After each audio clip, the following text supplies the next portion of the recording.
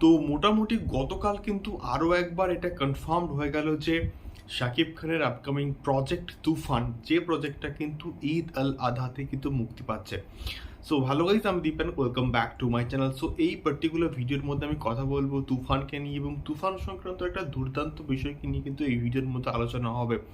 তো সবাইকে request, please ভিডিওটি একদম শেষ অবধি দেখুন এবং নতুন হলে অবশ্যই অবশ্যই প্লিজ সাবস্ক্রাইব করে আমাদের সঙ্গে থাকুন এবং এইরকম শাকিব খান সংক্রান্ত আরও এক্সক্লুসিভ আপডেটগুলো পাওয়ার জন্য। সো এবার আমি এক এক করে আসি। সো তুফানের গতকাল কিন্তু একটা নতুন মোশন পোস্টার কিন্তু লঞ্চ করা হয়েছে এসবিএফ এর তরফ থেকে, এবং তোমরা প্লিজ ভিডিওটি দেখো এবং আমি কিন্তু কমিউনিটিতে কিন্তু অবশ্যই শেয়ার করেছি এই ভিডিওটা, রিয়াকশন ভিডিওটা। সো এখন কথা হচ্ছে ঈদ আল আধা 2024 কিন্তু এটা মুক্তি পাচ্ছে।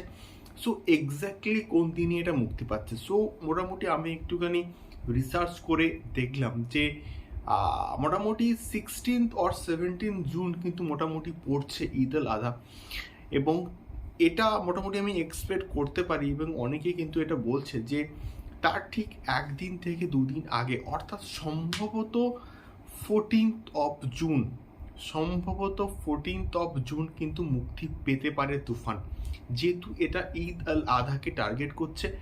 তো তার মানে এটা মুক্তি পাওয়ার যে সম্ভাবনাটা কিন্তু অনেকটাই কিন্তু বেশি হচ্ছে ওই 14th of জুন, এবং এটা যদি হয় তাহলে প্রচণ্ড ভালো একটা বিষয় হবে। তাই কারণটা হচ্ছে একদিন আগে মানুষ এটা যখন চলে আসবে এবং আমাদের এবার বাংলাতেও কিন্তু এটা মুক্তি পাবে, তো একসঙ্গে মানে ফেস্টিভ্যালটা খুব ভালো করে কিন্তু সেলিব্রেট করা যাবে একদিন দুদিন আগে থেকে যদি এটা মুক্তি পেয়ে যায়।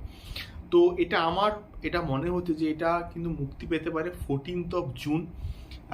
এবারে তোমাদের কি মনে হয় আমাকে অবশ্যই কিন্তু কমেন্ট করে শেয়ার করতে পারো, এবং নতুন হলে অবশ্যই অবশ্যই কিন্তু সাবস্ক্রাইব করে আমাদের সঙ্গে থাকো, এবং তুফান নিয়ে তোমাদের এক্সপেকটেশনটা কোথাও সেটাও কিন্তু আমাকে কমেন্ট করে কিন্তু কমেন্ট বক্সে শেয়ার করতে পারো। দেখা হচ্ছে পরবর্তী ভিডিওতে। টাটা।